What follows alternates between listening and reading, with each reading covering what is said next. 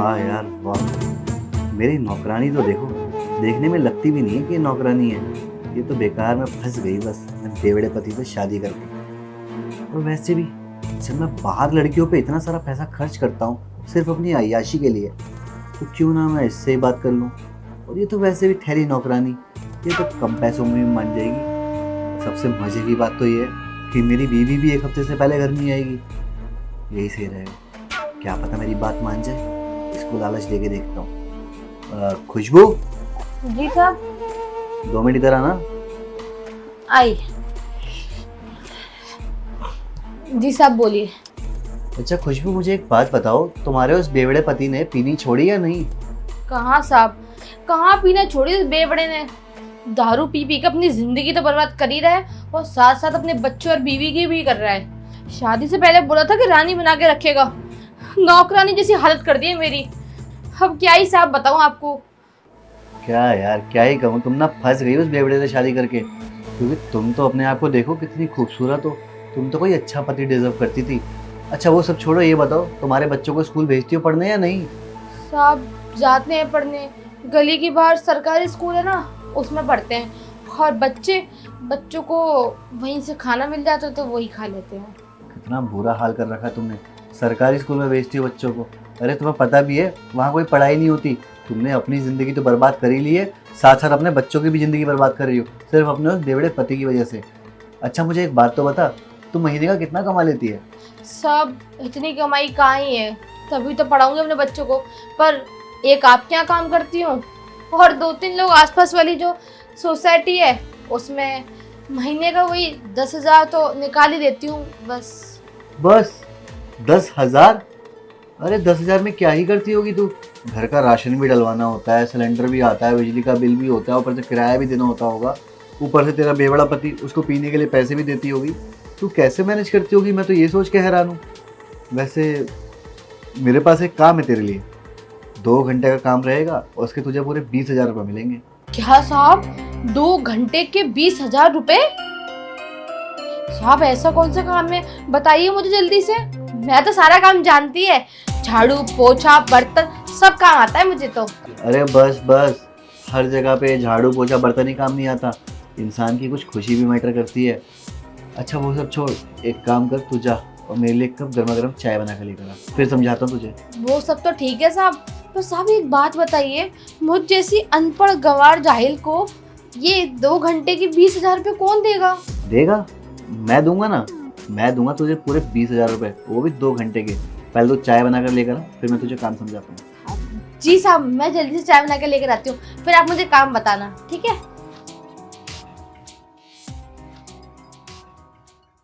अरे वाह, ये तो लग रहा है मेरी बातों में बहुत जल्दी फंस जाएगी। और अगर ये मान गई तो 3-4 बार तो उसके साथ कर ही लूँगा, इससे इसके पास भी पैसा आ जाएगा और मेरा काम भी निकल जाएगा। मैं भी खुश, ये भी खुश, इसका भी घर चल जाएगा, बीवी वैसे ही मई ही रहेगी। सही है। अब ये चाय बना रही है, एक काम करता हूँ, किचन में ही जाके इसको बोल देता हूँ, क्या पता मान जाए, और मान गई तो सीधा बेडरूम में ले जाऊँगा।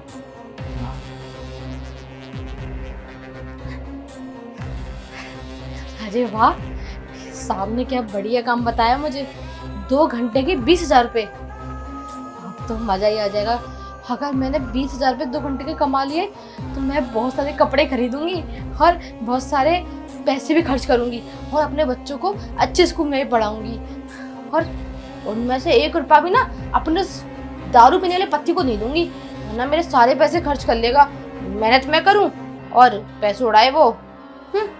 बस मैं साथ के लिए जल्दी से कड़क वाली अदरक वाली चाय बना देती हूँ, फिर साहब मुझे ना अच्छे से बताएंगी काम क्या है और मैं बहुत सारे पैसे कमाऊंगी।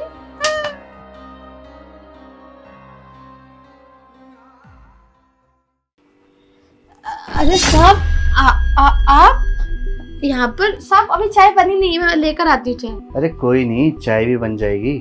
अच्छा मैं क्या कह रहा हूँ, तुम पूछ रही थी ना कि क्या काम है? जी साहब बता दीजिए क्या काम है।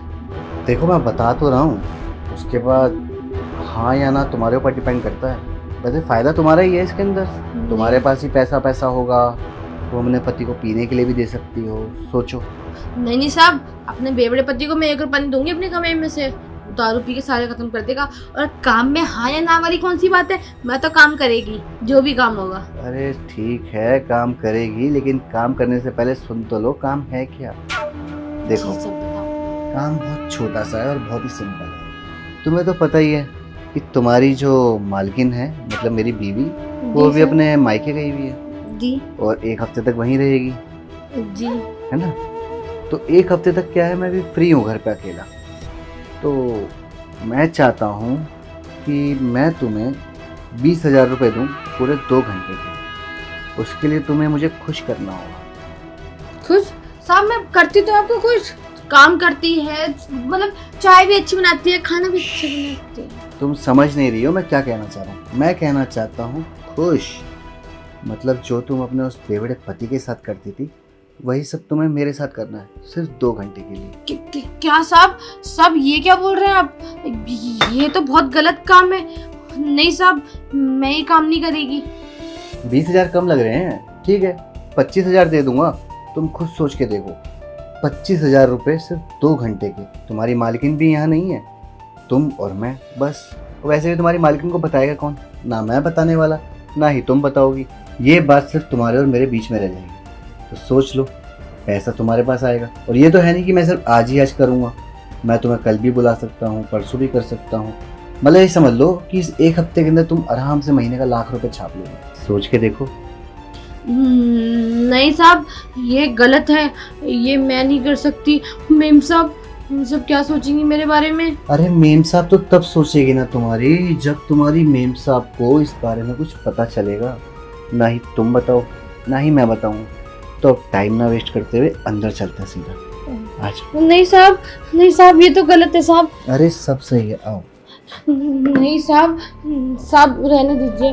देखिए ये सब ना बहुत गलत है, मैं ये सब नहीं कर सकती, गलत काम है ये।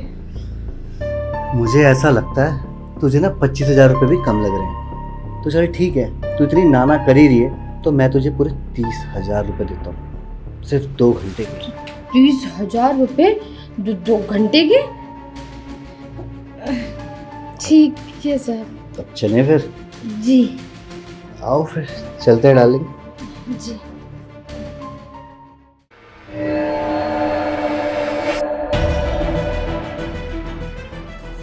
वाह वाह वाह, सच में आज तो तूने मज़ा बांध दिया।